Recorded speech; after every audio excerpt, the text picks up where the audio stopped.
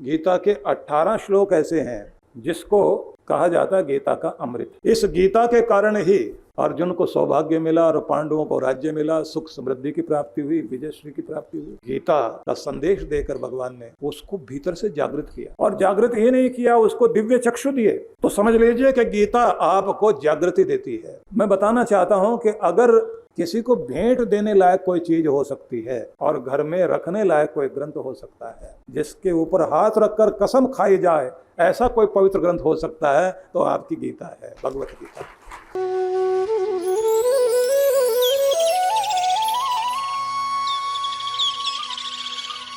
इन दिनों मैं ये कोशिश करूंगा कि आपको वो 5 श्लोक सुनाऊं जिसे आप हर रोज पाठ कर लिया करें। 5 ही अगर आपको याद रह जाएं और रोज उनका पाठ कर लिया करें, तो 5 पांडवों को लेकर के भगवान ने दुष्टों की इतनी बड़ी सेना का विनाश करके धर्म की स्थापना की थी। तो आपका भी दुर्भाग्य वो 5 श्लोकों से ही दूर हो जाएगा और भगवान की कृपा आपके जीवन में आ जाएगी। तो 5 के लिए तैयारी कर लेना। और ये याद रखिए, गीता सुनाई गई और वो भी आपके हरियाणा में सुनाई गई। वैसे तो कहने को तो लोग ये कहते हैं कि भगवान कृष्ण का जन्म उत्तर प्रदेश में हुआ, मथुरा, वृंदावन, और जहाँ उनकी लीलाएं चली वृंदावन, गोकुल, तो वहाँ तो बांसुरी बजाई भगवान ने। लेकिन जब हरियाणा में आ गए तो यहाँ बांस उठाना पड़ा उनको भी। लेकिन ये तो हंसने के लिए कह सकते हैं, लेकिन हम ऐसे कहेंगे बांस नहीं, यहाँ बांस जिससे बांसुरी बनती है उससे भी कहीं मधुर जीवन का गीत संगीत प्रकट किया, जिसका नाम है गीता। 18 अक्षौहिणी सेना आमने सामने थी। 11 अक्षौहिणी सेना कौरवों की तरफ, 7 अक्षौहिणी सेना पांडवों की तरफ, और उसी के मध्य में भगवान श्री कृष्ण ने 18 अध्यायों की गीता कही। मजे की बात यह है, गीता के 18 श्लोक ऐसे हैं जिसको कहा जाता है गीता का अमृत। वे स्थित प्रज्ञ बनाने के लिए, कि बुद्धि व्यक्ति की स्थिर हो और व्यक्ति अपने भीतर अपने ध्यान में अपने परमात्मा तक पहुंच जाए, उसके संबंध में उन्होंने उल्लेख किया। और 8 अष्टमंगल उन्होंने 12वें अध्याय में 8 श्लोक दिए, जहां ये बताया कि अर्जुन, अब मैं तुम्हें वो बताता हूं जो मुझे प्यार करने वाले हैं उनकी बात तो तुमने सुन ली, लेकिन जिन्हें मैं प्यार करता हूं उनकी पहचान बताता हूं। तो उसके लिए 8 श्लोक कहे। पहचान के लिए आप 12वें अध्याय को देखिए, जहां वो कहते हैं स मे प्रियः, वो मेरा प्यारा है, वो मेरा प्रेम पात्र है जो ऐसा करता है। थोड़ा ये भी आपको बताऊं कि 2014 में जब भारत देश के प्रधानमंत्री नरेंद्र भाई मोदी अमेरिका में गए प्रधानमंत्री के रूप में, तो वहाँ के जो प्रेसिडेंट थे, प्रेसिडेंट ऑफ अमेरिका ओबामा साहब, वो जब मिले तो नियम होता है कि अपने अपने देश की अमूल्य भेंट दी जाती है। तो अब तक लोग किसी न किसी एक बिल्डिंग का चित्र देते थे या बिल्डिंग का सिंबल, लेकिन ये गए तो उन्होंने कहा कि हमारे देश की जो सबसे अमूल्य धरोहर है मैं आपको वो भेंट करता हूँ। और उन्होंने उनको, ओबामा साहब को, गीता भेंट करी।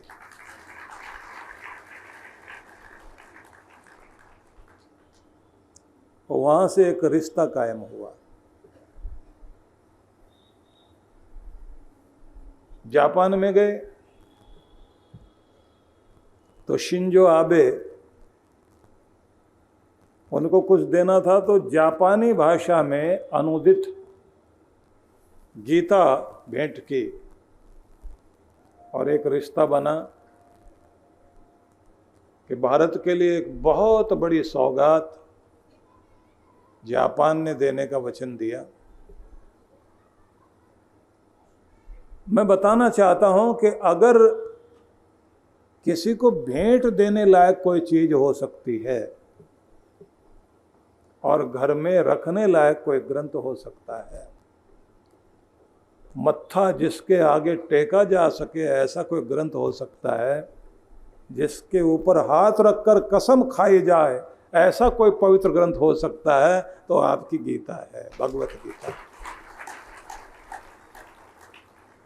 इस गीता के कारण ही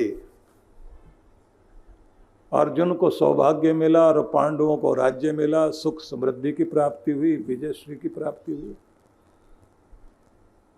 और भूले हुए अर्जुन को अपना आत्मज्ञान प्राप्त हुआ। सोचिए,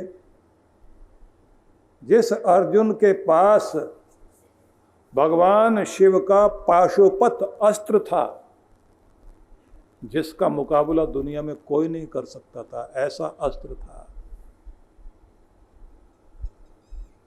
और जिस अर्जुन के पास ब्रह्मास्त्र था और जिसके पास एकअग्नि नाम का अस्त्र था, इतनी बड़ी पावर लेकर जो आदमी और युद्ध की भूमि में जाकर अपना स्वरूप भूल जाए, अपनी वीरता भूल जाए, मोहग्रस्त हो जाए, डिप्रेस हो जाए और ये कहे मेरा मुंह सूख रहा है, मैं कुछ नहीं कर पा रहा हूं, और रथ में बैठ जाए धनुष छोड़कर और ये कह बैठे लड़ाई में जाकर के ही कोई रण छोड़ करके भागने को तैयार हो जाए, जिस पर पूरी दुनिया के लोग आस लगाए बैठे हैं।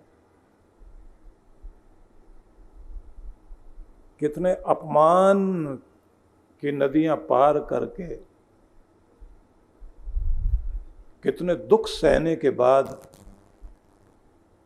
हजार तरह के समझौतों का संदेश भी सामने रख करके जब बात नहीं बनी और फिर बात ठहरी भी युद्ध होना चाहिए, और ऐसे में जब कुंती मां ने भी कह दिया हो, कृष्ण भगवान संधि कराने गए थे, नई बात बनी, गर्दन हिलाकर उन्होंने मना कर दिया कि कुछ भी प्रयास सफल नहीं हुआ, तो कुंती ने अपने बच्चों की तरफ देख करके कहा था कि जिस दिन के लिए क्षत्राणियां अपने बच्चों को जन्म देती हैं, आज वो दिन आ गया, ललकारने का दिन आ गया है। तुम्हें ललकारना होगा, युद्ध का सामना करना होगा। इतने विश्वास लेकर के जो युद्ध भूमि में गया हो, वो अर्जुन निराश होकर बैठ गया, धनुष छोड़ दिया। तो जिस गीता का संदेश सुनने के बाद उसे अपना स्वरूप याद आया, अपना कर्तव्य बोध हुआ, अपने जीवन का लक्ष्य समझ में आया कि तू किसके लिए बना है, इस धरती पर धर्म स्थापना की जिम्मेदारी तेरी है, महिलाओं का मान रहे, सज्जनों की रक्षा हो, धर्म दुनिया में फैले, अधर्म का नाश हो और दुष्ट जो दंदना रहे हैं उनको कंट्रोल किया जा सके, नियंत्रित किया जा सके। ये जिम्मेदारी तुम्हारी है। सब भूल चुका था। गीता का संदेश देकर भगवान ने उसको भीतर से जागृत किया, और जागृत ही नहीं किया, उसको दिव्य चक्षु दिए कि खुद को भी पहचान और रिश्तों की आड़ में छुपे हुए शत्रुओं को भी पहचान। और बड़ी बड़ी बातें करने वालों के बीच लबादा तो कुछ और ओढ़ा हुआ है, लेकिन अधर्मी लोग हैं, उनको पहचान। लोभ लालच में, मोह में आए हुए लोग, धोखा करते हुए लोग न जाने कितनों का हक मार रहे हैं। तो समझ लीजिए कि गीता आपको जागृति देती है, आत्मबोध कराती है, आपका खोया हुआ सौभाग्य लौटाती है। और कमाल तो ये, लोक सुधारे और परलोक भी जो सुधारे, ऐसे ग्रंथ का नाम ही गीता है।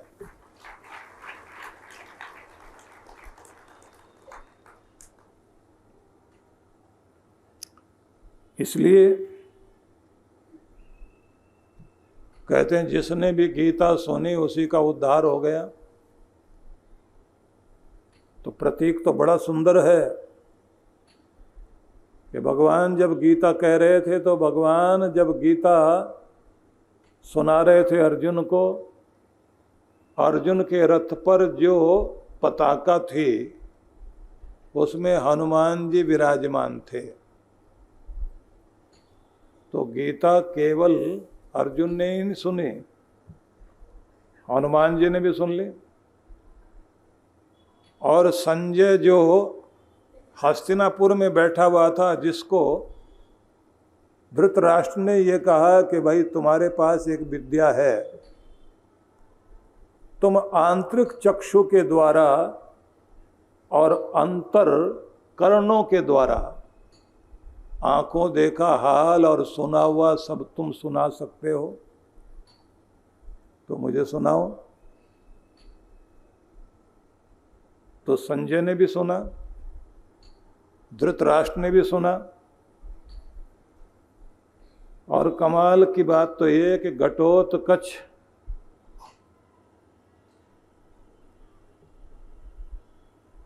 के परिवार में उनका ही पुत्र बर्बरीक, उसका भी सिर था वहां, जो कृष्ण भगवान ने ऐसे लगा दिया था उनसे, जब कहा था कि हमको ये महाभारत का युद्ध देखने सुनने का मौका मिले, तो गीता उसको भी सुनने को मिली। और जो जिन्होंने सुनी उनका कल्याण तो हुआ, लेकिन ये माना जाता है कि जिसका के अंदर मोह रह गया उसको ये गीता उस तक पहुंचने के बाद भी कल्याण नहीं करती, क्योंकि मोह हटाने के लिए तो कृष्ण भगवान ने गीता कही। धृतराष्ट्र का कल्याण होने में इसलिए कमी रह गई क्योंकि वो मेरा दुर्योधन, पहले श्लोक में ही मेरे और परायपन का भाव दिखाई देता है, लेकिन सुनाना आपको कुछ और है, इसलिए वो भूमिका न बनाकर आगे लेकर चलता हूं। 18 दिनों तक युद्ध चला, 18 अक्षौहिणी सेना ने लड़ा। कमाल की बात ये 18 ही महारथी थे। इसलिए व्यास ऋषि ने जब भगवान श्री कृष्ण के संदेश और उपदेश का संकलन किया, महाभारत लिखा, तो 18 पर्व का 18 अध्यायों के महाभारत में 700 श्लोकों की 18 अध्यायों की गीता बीच में रखी। और साथ में ये कह दिया, एक है परमात्मा का नाम और अष्टधा है प्रकृति। जो प्रकृति स्वभाव गुण कर्म आदि को परमात्मा में जोड़ देता है, उसके लिए समझ लीजिए गीता जीवन में आ गई और उसका कल्याण कर देती है, उससे ईश्वर की कृपा मिल जाती है। जो एक को भूलकर 8 की तरफ लग जाता है वो बिखर जाता है। साथ में ये भी समझा दिया कि ये ध्यान रख लेना, पांडवों के साथ 7 अक्षौहिणी सेना थी, लेकिन उनके महारथी 11 थे। कौरवों के साथ 11 अक्षौहिणी सेना थी, पर उनके जो महारथी थे, कमांडर थे, वो 7 थे। तो समझाने का एक तरीका ये भी कि आपके शरीर में 5 ज्ञानेंद्रियां, 5 कर्मेंद्रियां हैं, एक है मन। ये आपकी फौज है। इसको चलाने वाले कौन होने चाहिए?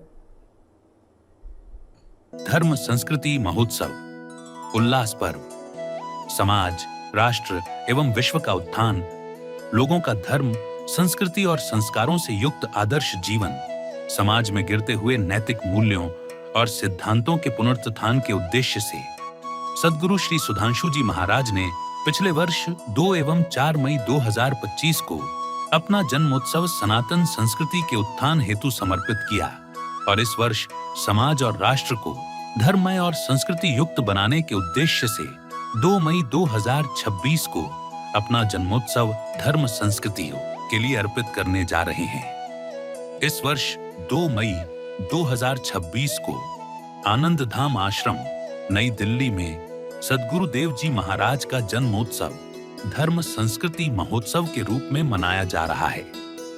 कार्यक्रम की रूपरेखा दिनांक 2 मई 2026 सायं 5 बजे विशेष भजन संध्या, सत्संग, शिव महाआरती एवं भंडारा।